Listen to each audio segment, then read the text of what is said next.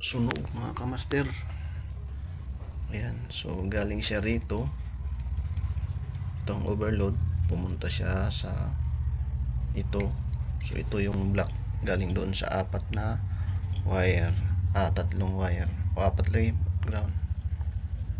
Din yung dalawa dito sa relay, so kinunik ko. Din yung sa blue galing sa linya dito ko nilagay.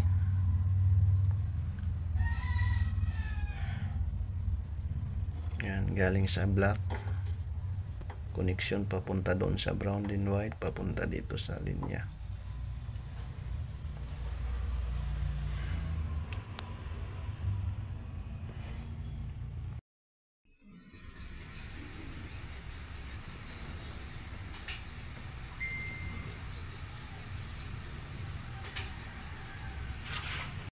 Okay, mga Fujitsu chiller, mga kamaster. So nag-repair tayo ng Fujitsu chiller. So ayan mga kamaster, makikita natin dito na lumalamig na, oh.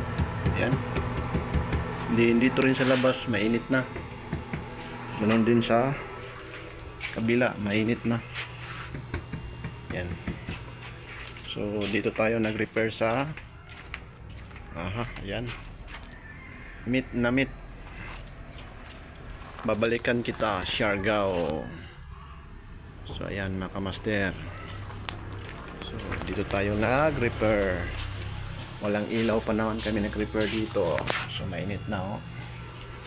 So ayan, dito natin, ayan, nag-umpisa na. Ayan, ayan.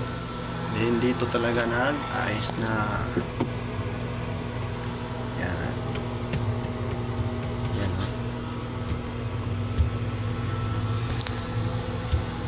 Yan, dito malamig na rin. Dahan-dahan lang. So ilagay muna natin sa 5 or number 6 na lang yan. So ayan. Dito matagal kasi chiller to.